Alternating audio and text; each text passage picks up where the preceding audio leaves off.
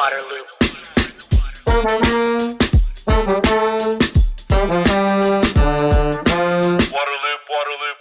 Welcome to Waterloop, the nonprofit news outlet exploring solutions for sustainability and equity in water. I'm the host, Travis Loop. The Golden State of Reuse, a series exploring the past, present, and future of water recycling across California. The content is a collaboration with Water Reuse California. Before starting the episode, we want to acknowledge the supporters who made this series possible. Thanks to Platinum sponsor CDM Smith, Gold sponsor Sacramento Area Sewer District, Silver sponsor Black & Veatch, and Bronze sponsor Monterey One Water. From pilot studies to full-scale facilities, CDM Smith helps utilities and industrial leaders navigate complex regulatory, technological, and operational challenges. Commitment to innovation is a culture that's actually embedded within CDM Smith, and it's something that each and every one of us strives to do to meet the needs of our clients. CDM Smith is dedicated to strengthening water supply portfolios with sustainable and cost-effective reuse solutions. Learn more at cdmsmith.com/reuse. This morning, I woke up in my hotel room in San Diego, and I went to the sink, turned on the tap, and filled up a glass of water. And I stopped, and I looked at that glass and thought about how in a few years, that will be recycled water that I would be drinking and that everyone will be drinking in San Diego. That's purified wastewater. That's why I'm on this trip.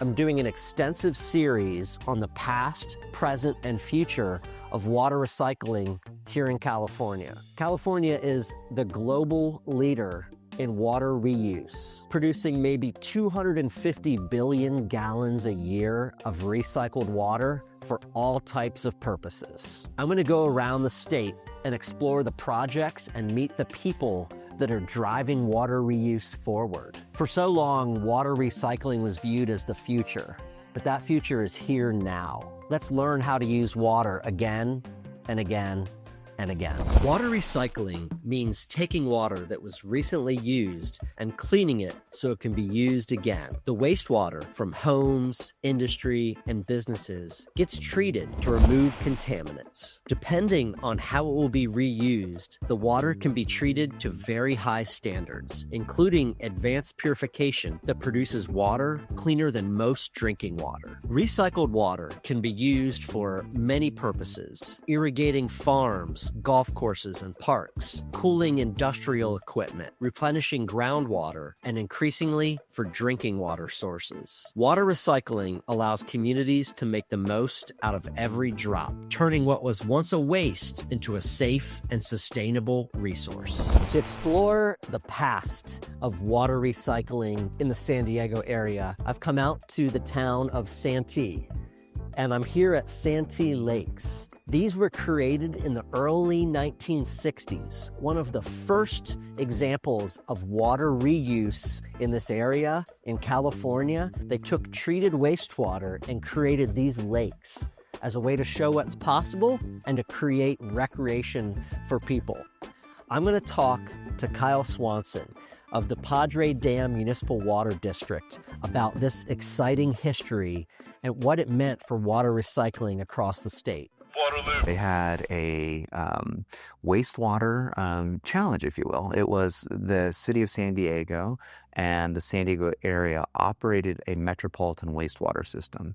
This community wasn't quite ready to connect into that. So they said, what could we do different? And so they actually looked at recycling. So in the late 50s, some of the leadership in the area and in the community said, we think we've got this resource here where we could develop a spot for lakes or ponds to put some of this treated recycled water in. And so that was the start of it. I mean, it was an answer for the community. In fact, there was a book written called The Town That Launders Its Water. And so it was just saying, here's this resource. And they started in the 50s, I guess our predecessors, right? And developed this area just to the north where we're sitting right here, Travis, just to the north. Right out the window. And there's now 7 lakes, and they were there operating as part of the treatment process originally. Then in the 60s, they expanded, added additional treatment, were able to take additional wastewater and treat that. And then it really became more of a community asset. They saw the benefit of this recycled water. And it started then shifting to not only being just about reusing the water, but also providing a recreational benefit. So Santee Lakes is an amazing asset for the community. We have about 200 acres of preserve.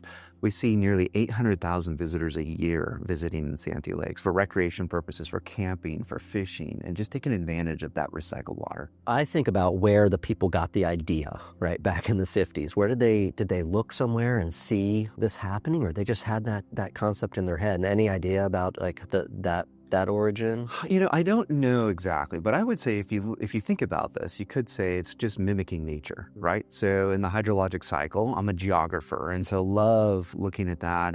And you get clouds form from moisture coming off the ocean here in San Diego, makes its way east, it drops that precipitation down, and it goes back into the system, whether it's a river or a lake or into the groundwater, and then it gets reused. And so in recycling or reuse, you're doing the same thing, right? You're adding technology to it. You're treating it using technology to comply with regulations, but you're recycling that water just like nature does. So there would be a model as an example. What impact do you think it had beyond this community as far as showing the rest of California what's possible or sparking other ideas for water reuse? I mean, do you think it kind of served as that role model? Yeah, I think so. I think others could come in, and they did certainly in that era, and still today. We have people that visit the park to see, what is this about? What are you guys doing? And specifically the East County Advanced Water Purification Project. We've had people come in from across the world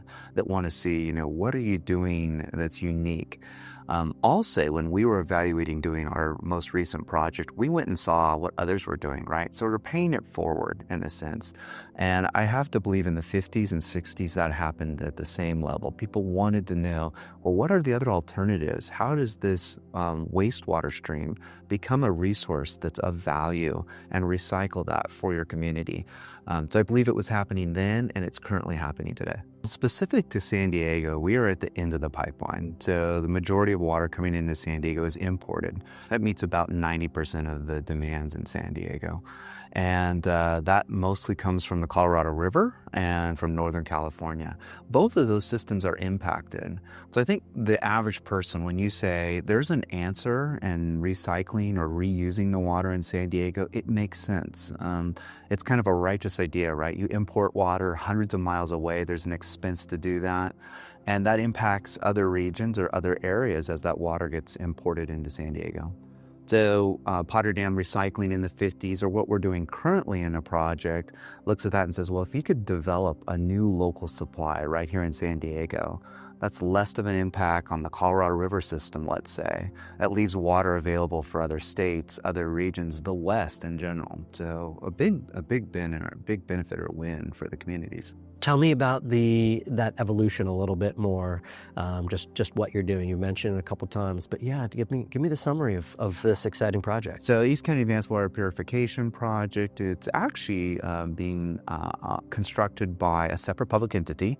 That's a joint powers authority that was formed in 2019 between Padre Dam Municipal Water District, the County of San Diego, and the City of El Cajon, a neighboring city.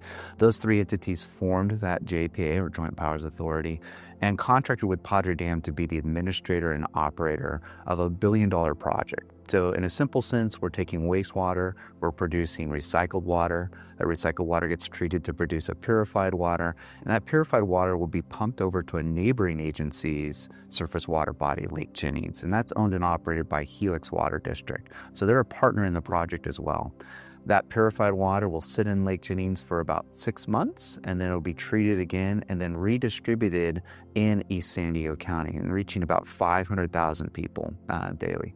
So huge asset for not only what Padre Dam has started as a legacy in recycling, now you see a bigger reach with this project that's taking place in all of East County. In our particular project, we're going to use surface water augmentation regulations, which means we take that recycled or reused purified water and put it in a surface water body, a lake, Lake Jennings in this particular case. And those are new regulations. Those came out in 2017, 2018. So we're applying that to this project. So as the regulators work and release different regulations, we're taking advantage of that. Direct potable reuse is the newest regulation, right? So there'll be communities and projects that take advantage of that in the future. It says that this site is irrigated with recycled water, a great communication tool for people that are visiting the water utility or coming to enjoy the park. If you don't know what purple means when you see it around places like this, it means recycled water is being used in some way. A lot of times it's denoting irrigation using recycled water. Here at Santee Lakes, that's the case. This site is irrigated with recycled water, and in fact, these lakes are filled with recycled water. Waterloop. Welcome to the present and the future of water in San Diego. This site is home to the North City Water Reclamation Plant, which for decades has been producing 30 million gallons of recycled water a day for irrigation and industry. It's been a linchpin of San Diego's water portfolio, but now they are building Pure Water San Diego, one of the most ambitious and massive water recycling projects in the country. When finished in 2035, it's going to provide half of the drinking water for San Diego. I'm going to learn more from Doug Campbell of the city of San Diego about how the present is turning into the future. Waterloop. The city of San Diego and the San Diego area faces a number of water shortages. And so we've long had an interest in sort of the one water approach, which is looking at all the different water resources available to supplement our scarce drinking water supply. Our recycled water distribution system includes a number of customers. Some facilities will build a recycled water plant to serve one specific customer. Ours is a little bit different. It covers a wide variety of users, including some large recreation opportunities like the Torrey Pines Golf Course. UCSD uses it for a lot of irrigation. Caltrans uses it on our freeways. There's also some industrial users like Qualcomm and some others along those lines. We also wholesale a lot of our recycled water to some neighboring agencies, Olivenhain and the city of Poway and some others. And also go back to why recycled water, using that at this scale for those uses, is important for this region. The city of San Diego and the San Diego region kind of sits at the end of the aqueduct system that provides water to California. Our drinking water comes from the State Water Project, moving water from Sacramento South, as well as the Colorado River, and we're sort of at the end of the system. And all of those sources are susceptible to population growth, climate change, natural disaster, and others. So developing a locally controlled, sustainable water supply is an important part of our water supply future. And at the same time, it also offsets our flows of wastewater to our Point Loma wastewater treatment plant, which is the primary treatment plant for the San Diego region. And we've long had drivers to reduce the volume of flow and to improve the quality of our discharge from that plant. And facilities like this grab wastewater that would be on its way to the Point Loma facility and divert it to recovery projects like this. Water that can go out for irrigation or industry, could you talk about generally the way and the level to which that's treated? Really interested kind of looking into that process. So recycled water, it's often called purple pipe recycled water, is treated to what's known as tertiary standards. So the treatment steps at most plants around the world are pretty similar. There's primary treatment. You can do chemically enhanced primary treatment, but it's basically a sedimentation treatment. You allow pollution to sink or float, and the pollution and that pollution is removed. And by the way, the pollution that sinks is a power source. We digest it to make energy, as well as biosolids, which is used as fertilizer. So many wastewater treatment plants, including our big ones, run off energy we produce from our biosolids.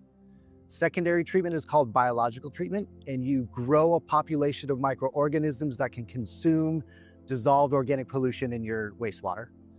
Then a flocculant is added, and all those microorganisms sink to the bottom and are returned to the treatment process. And then that secondary treated wastewater goes to a third step, which is tertiary, which is a filter, analogous to a filter in your pool or your refrigerator, but it's anthracite coal. So we put it through a filter and then disinfect with chlorine. And that water is suitable to be called Title 22 recycled water, suitable for irrigation and industrial use. Well, this facility, North City, has been around for almost 30 years, served well with this recycled water.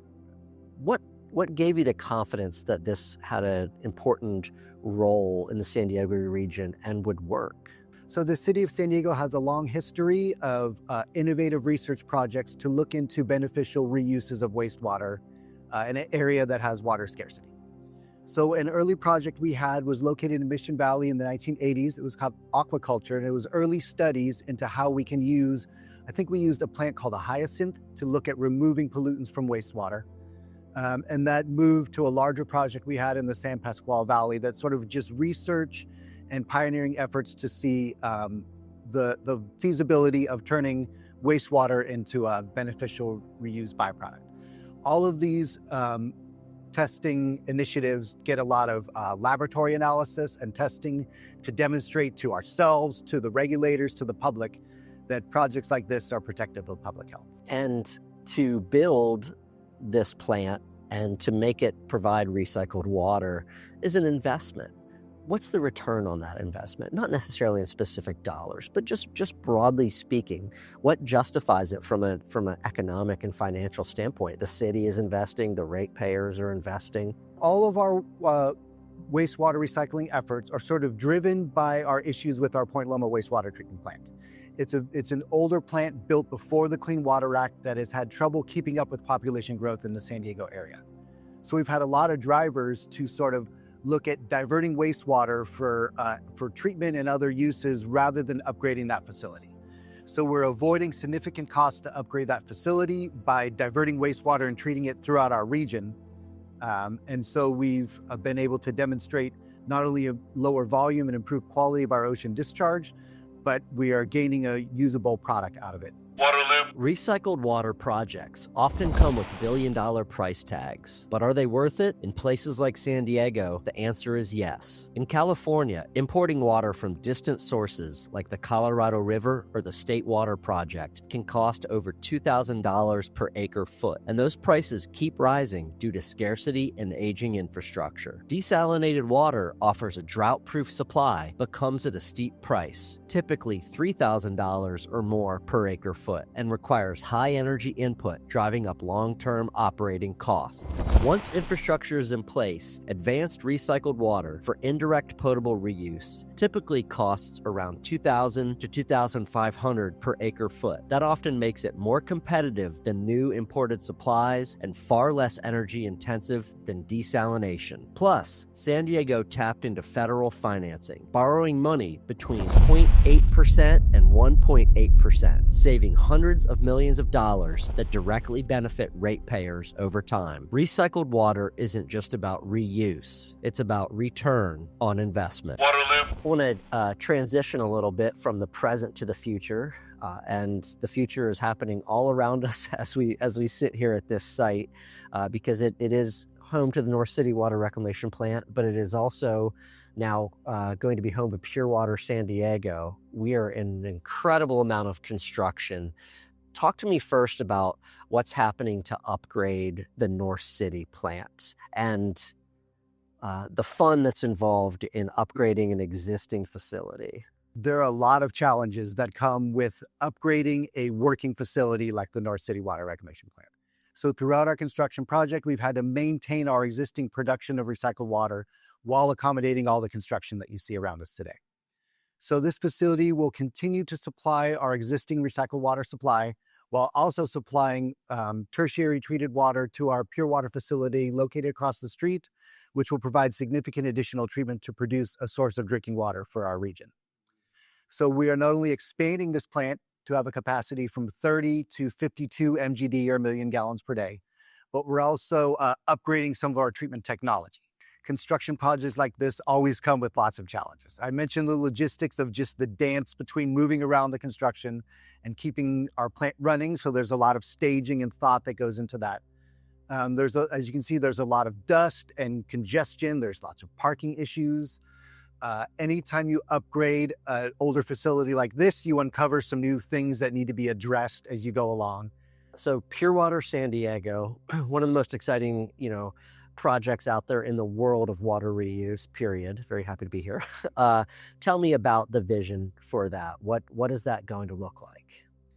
So Pure Water San Diego kind of represents the evolution of our One Water approach to our drinking water and wastewater systems in San Diego. It's a two-phase project. Phase one is currently under construction. It's the largest infrastructure project in the city's history. We'll be diverting an extra 32 million gallons of wastewater away from our Point Loma wastewater treatment plant up to this facility. It will undergo a significant treatment, both at the North City Water Reclamation Plant as well as the North City Pure Water Facility, before becoming a source of drinking water for the San Diego region. And a source of drinking water, how so? What happens once it leaves here? This facility is the state's first permitted surface water augmentation indirect potable reuse project. So some of the other potable reuse projects in the state use groundwater replenishment. Orange County groundwater replenishment system is perhaps the most famous and a very successful one that we've been able to benchmark against throughout our project's history. San Diego region does not have a lot of groundwater. So our program is the first that will be adding the purified water to a drinking water reservoir. So we will deliver the water to the reservoir where we have located a drinking water treatment plant. That plant will use our purified water from the reservoir along with water from the Colorado River and our regional aqueduct to meet the needs of our customers in the area. Could you talk about when kind of all of this will come online and how much of San Diego's water will come from this recycled process? Phase one of Pure Water San Diego is about 70% complete with construction and should begin delivering water to Miramar Reservoir in the middle of 2026. When complete, it'll be 30 million gallons per day, which represents about 15 or 20% of the city's water supply. When we're finished with phase two, we'll produce up to half of the city's drinking water supply through our two phases of Pure Water San Diego. Tell me about that advanced process that will happen across the street here at the Pure Water San Diego side once that water leaves North City. The North City Pure Water Facility has a first of its kind 5-step treatment process to produce purified water. So it's ozone, biologically activated carbon filters, membrane filtration, reverse osmosis, and ultraviolet light with advanced oxidation. So I'll go through each of those a little bit. So ozone is a very powerful oxidant, and it's able to break apart a lot of the organic material that the microorganisms in secondary treatment were not able to get to.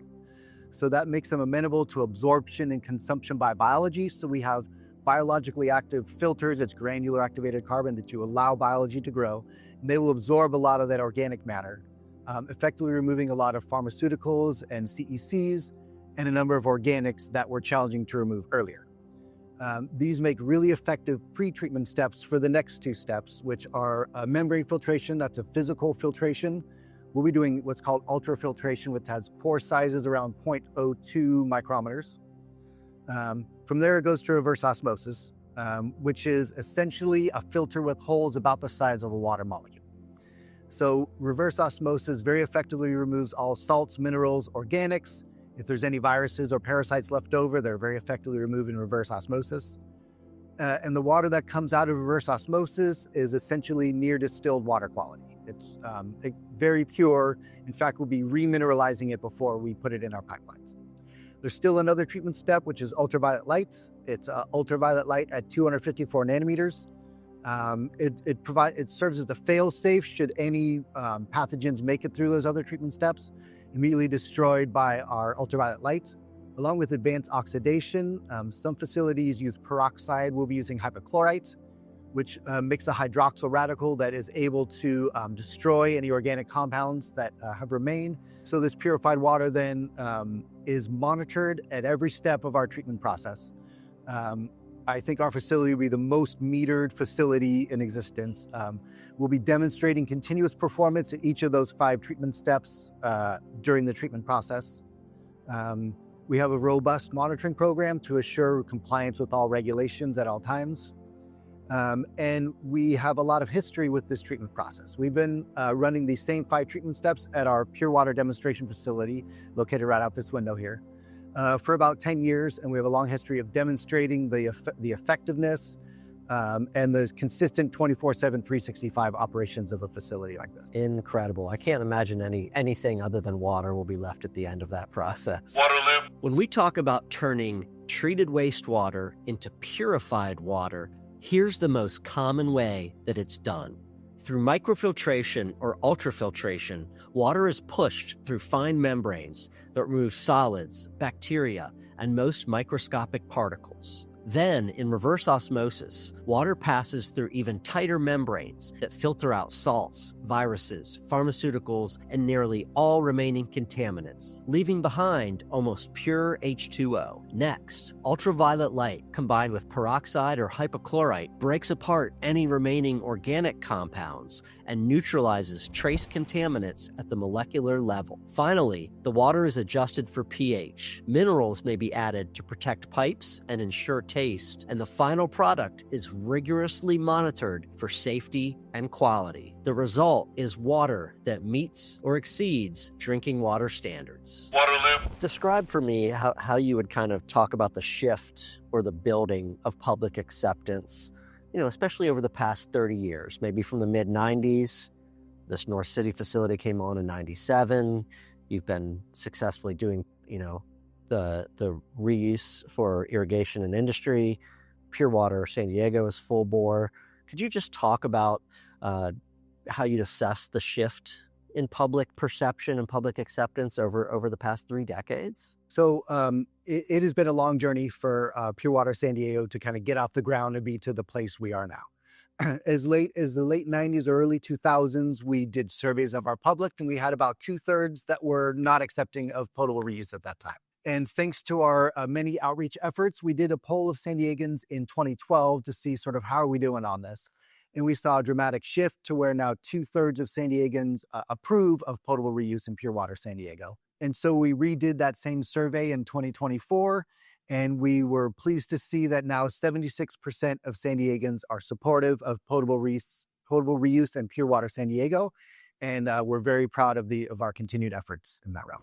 Thanks again to the sponsors that made this series possible: CDM Smith, Sacramento Area Sewer District, Black & Veatch, and Monterey One Water. Thanks for listening to this episode of The Golden State of Reuse, a series in collaboration with Water Reuse California. If you want to support Waterloop's ongoing exploration of water solutions, subscribe on YouTube, rate and review the podcast on Spotify and Apple, follow us on social media at The Waterloop, and sign up for email updates at waterloop.org. You're in the Waterloop.